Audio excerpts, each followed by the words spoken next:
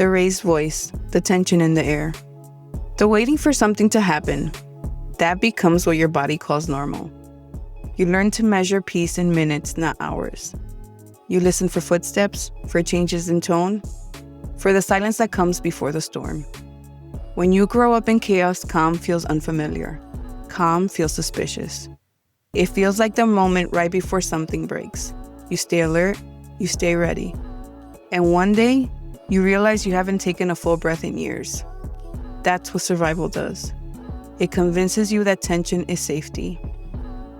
For a long time, I thought that was just how life worked. Always scanning, fixing, anticipating. It took decades to realize I wasn't living. I was surviving on autopilot. And the hardest part wasn't escaping the chaos. It was learning that I didn't have to recreate it to feel safe.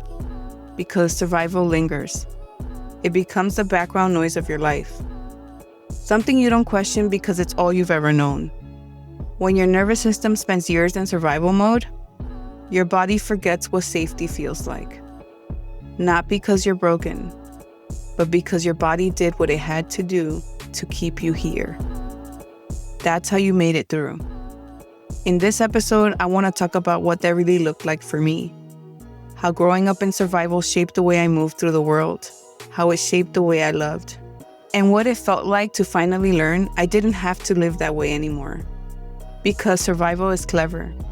It convinces you that being on edge means being safe. It convinces you that peace means something's about to go wrong. And sometimes the hardest part of healing is learning to trust the quiet again.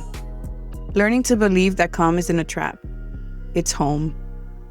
This is Born Tired, where survival meets healing. A podcast for those of us who grew up in survival mode but are ready to heal and speak our truth. I'm Irene, a cycle breaker who is learning what peace feels like after years of survival. Every episode is an invitation to rest inside your truth, to feel seen, and remember you were never alone. This is what it sounds like when silence finally breaks. Before we begin, I want to share a gentle reminder. This episode includes stories and reflections about domestic violence, childhood trauma, and abuse. Please listen in a way that feels safe for you. If at any point you need to pause or step away, honor that. Your well-being matters more than finishing the episode. If you or someone you know is in danger or needs support, you can reach out to the National Domestic Violence Hotline at 1-800-799-7233. Or visit thehotline.org for free. Confidential help is available 24 hours a day. And if you're listening from outside the U.S., you can find international hotlines and local resources at findahelpline.com. You are not alone. Take care of yourself while you listen. My parents paid for me to go to Catholic preschool. It's something that my father never let me forget. Anytime he wanted to remind me he was a good dad, he'd say, "I paid $50 a week for your preschool." That line became proof in his mind that all the hurt that followed somehow balanced out. I remember right before going no contact with him, I had told him, I'm like, "Tell me how much it was. How many weeks was it? I'll pay you back." Because literally it's like the only thing that you have as proof that you were a good dad to me. And honestly, I was so tired of him throwing it in my face. I'm like, in my 40s. What are we talking about here? I do have one good memory from that time. One morning when he dropped me off, I was hanging my backpack in my cubby, and he slipped a blow pop inside, and blow pops were my favorite. He then put his finger over his lips and whispered, "Save it for later," in Spanish. It was small and sweet, and because moments like that were rare, my memory still protects it. But that's how trauma bonds are formed, in the confusion between comfort and fear. You learn that love can be gentle one moment and cruel the next. The same hands that give can also take away. When I was little, his anger came without warning. One night, I stepped out of the bathroom after my shower, and he was waiting in the hallway, drunk and already furious. He ripped the towel off of me and shoved me toward the bedroom. Then came the belt, the yelling, the rage that had nothing to do with what I'd done and everything to do with his need for control. I screamed for my mother, but instead of stepping in, she turned off the light. That moment branded something into me. Not just the pain, but the silence. The realization that I could be hurt right in front of her and she would look away. That silence taught me what love looked like in our home. One person destroying, the other person disappearing. And yet, I still wanted their approval. That's the cruel trick of trauma. It ties you to the very people who make you feel unsafe. Because even pain feels better than being invisible. I was always the one who needed to be taught a lesson. My father said I was born defiant. My mother said I was difficult. It never occurred to them that I was scared. The constant contrast, affection one day, violence the next. It trained me to chase softness from the same hands that hurt me. That's how the bond deepened. Every kind gesture felt like redemption. Every calm night felt like proof he wasn't all bad. It's the kind of confusion that keeps children loyal to their abusers, hoping love will someday outweigh the harm. I grew up in a home where the air changed before anything happened. Before the yelling started, before the crash of a plate, my body already knew. It could feel it in the quiet, that heavy kind of silence that feels like something's coming. My father's drinking made our home unpredictable. It was like living inside a storm that looked calm from the outside. Every night, I learned to scan faces, tones, movements, trying to read the weather of the room. Hypervigilance became my first language. If his footsteps sounded too heavy, my stomach would tighten. If my mother's voice changed, I knew we were going to enter survival mode again. I didn't have a name for it back then, but what I was really doing was regulating everyone else's emotions to keep myself safe. That's what survival teaches you. Control what you can so you don't fall apart. Keep the peace, keep everyone calm, keep yourself small. Survival turns children into peacekeepers long before they understand what peace even means. It took a long time to unlearn that. I learned early on that love could hurt and still keep you coming back. That's what trauma bonds do. They confuse attachment with safety. I stopped waiting to be protected and started preparing for disappointment. It's wild how early you learn to manage pain when love and fear live in the same house. One minute, you're somebody's little girl, and the next, you're their scapegoat, their emotional punching bag, their mirror for everything they don't want to face. That's what trauma does. It teaches you to see danger even in love, to brace for impact even when nothing's coming, to apologize for existing before anyone asks you to. When you grow up like that, survival becomes instinct. You start predicting moods before they change, shrinking before anyone tells you to, apologizing for things you didn't do just to make the room feel safe again. And for a while, it works. You get through another night, another outburst, another silence. But each time, something inside you gets quieter. That's the cost of surviving. You start to disappear a little at a time. The body remembers what the mind tries to rationalize. Mine learned to read danger as love and silence as safety. My shoulders stayed tight, my breath never felt full. My stomach nodded for no reason. Even after the yelling stopped, I couldn't relax, because survival doesn't end when the danger does, it echoes. The body keeps a calendar of everything the mind tries to forget. For years, I didn't understand why peace made me so anxious, why stillness made my chest tighten instead of soften, why I'd sabotage quiet moments without realizing it, pick a fight, overthink, fill the silence. I didn't know that my body was still trying to stay safe in a world that no longer required it. As an adult, I carried that child everywhere.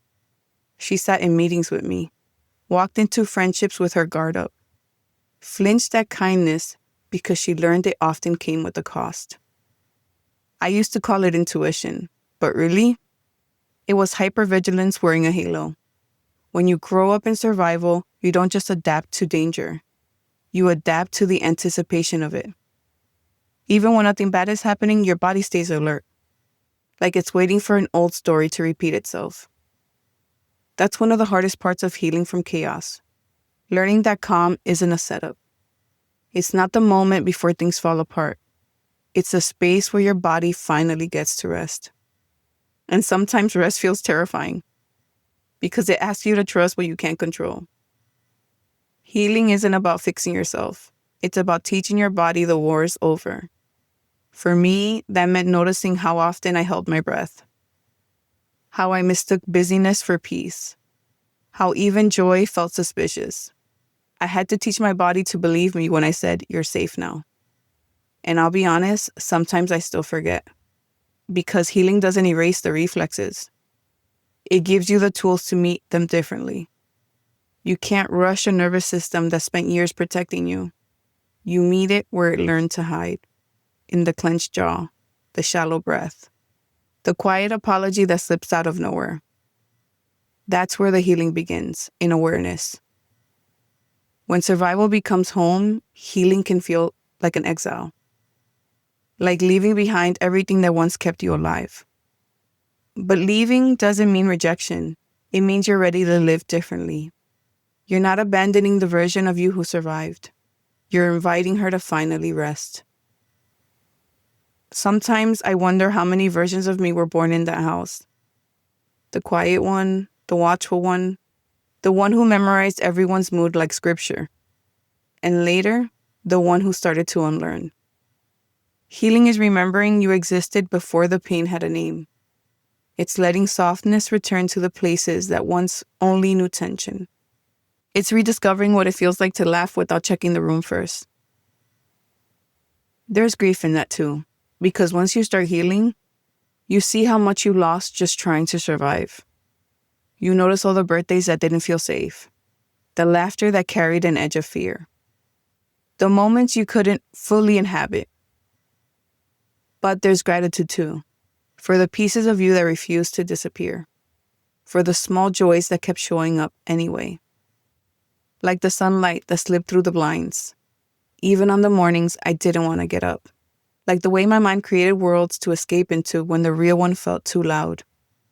Those moments were small, but they kept me alive. They reminded me that even in the darkest room, something inside me still believed in light.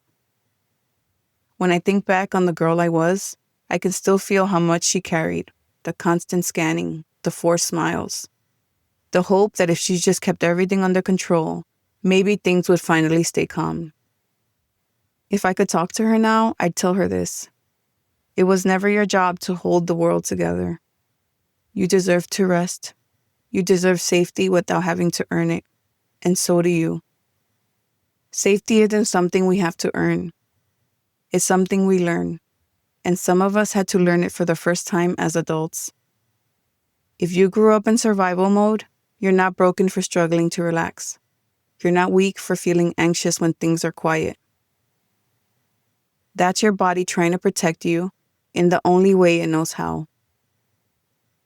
For years, I confused peace with danger. It took me a long time to understand that peace can feel uncomfortable when all you've ever known is chaos. But that discomfort doesn't mean you're doing something wrong. It means you're healing. Sometimes healing feels strange because it's the first time your body is embracing for impact. If your shoulders tense when someone raises their voice, if you still overthink every reaction, if you feel like you're always waiting for the other shoe to drop, please know there's nothing wrong with you. You learned those things to survive, and they worked. They kept you here. But now, it's okay to start teaching your body a new story. Healing doesn't mean you never get triggered again. It means you learn how to come back to yourself when you do. That's the part people don't talk about. How healing is really remembering what peace feels like in your own body. It's slow, it's tender, it's choosing gentleness in places that once demanded armor. When I talk to the younger version of me, I don't tell her to be strong anymore. She's already been strong enough. I tell her she can rest, that I've got her. That the life we have now is the one she used to dream about when she traced the sink in the dark bathroom, counting the chips of the enamel like stars. Healing is when you become the safe place your younger self needed. If this episode finds you somewhere in survival, the sleepless nights, the overthinking, the constant alertness, just take one deep breath with me. That breath is proof you're already doing something differently. You're noticing, and that's where healing begins. Awareness is the first exhale after a lifetime of holding your breath. It's a sacred homecoming to yourself. It's not glamorous. It's not something anyone can measure for you. It's quiet work. The kind that happens in the in-between moments, when you stop performing and finally just breathe. Some days you'll feel proud. Other days it'll feel like you're back at the start. That's okay. Healing has a rhythm, 2 steps forward, 1 step back, and a deep breath in between. Progress isn't the absence of pain. It's the return of compassion. So if you ever catch yourself wishing you were further along, remind yourself, there's no finish line. You're not late to your own healing. You're right on time for the version of you that's ready now. When I look at the woman I've become, I can still see every version of me that made her. The watcher, the dreamer, the protector, the girl with the toy phone. All of them finally learning how to exhale together. That's what freedom sounds like, a full breath. Before we close, I want to leave you with this. Healing doesn't erase the past. It changes the way you carry it. For a long time, I thought healing meant forgetting. Forgiving so fast it hurt. Pretending I wasn't still angry or sad. But pretending isn't peace. It's just another kind of silence. Real peace came when I stopped trying to rush my feelings and let every emotion have a seat at the table. The grief, the anger, the tenderness, the hope. You can hold sorrow and peace in the same breath. That's what wholeness really is. If you're somewhere between survival and healing, be patient with that in-between. That's where integration happens, where the past starts to loosen its grip and the future begins to unfold differently. It's okay if peace feels strange at first. It's okay if calm feels unfamiliar. That's what happens when your bodies live too long in protection mode. Peace can feel foreign when you've only known vigilance. The goal isn't to force calm, it's to trust it. Gently, 1 breath at a time. Calm isn't something you perform. It's something your body learns to believe in again. And that belief takes practice. Maybe that looks like unclenching your jaw when you catch yourself bracing. Maybe it's taking a full breath instead of a half one. Maybe it's saying no without guilt. Or finally allowing yourself to cry after years of holding it in. All of that counts. Every small act of softness is part of the healing. The work isn't to become unbreakable. It's to remember you are never broken. Healing will ask you to release the roles that once kept you safe. The fixer, the peacekeeper, the invisible one. It'll ask you to trust stillness. To trust that you can exist without earning your place. That you can rest without something going wrong. Some days that will feel like progress. Other days it'll feel like loss. But even when it's messy, it's movement. And movement means you're still becoming. Every quiet moment you allow yourself is proof that survival isn't the only way to live. You deserve to know peace in your body. You deserve to feel safe in your own story. And even if it takes time, you're already on your way there. If this episode resonated with you, please share it with someone who might need it. And take a moment to leave a review wherever you listen. Your review helps more people find the podcast and reminds others that they're not alone. Don't forget to subscribe or follow the show so you never miss an episode. If you'd like to connect beyond the podcast, you can find me on Instagram and TikTok at Born Tired Podcast. I'd love to hear what resonated with you. And if you'd like to support the podcast, there's a link there to buy me a coffee. Thank you for being here, for listening with an open heart. Most of all, remember this. Your story matters, your voice matters, and you are not alone.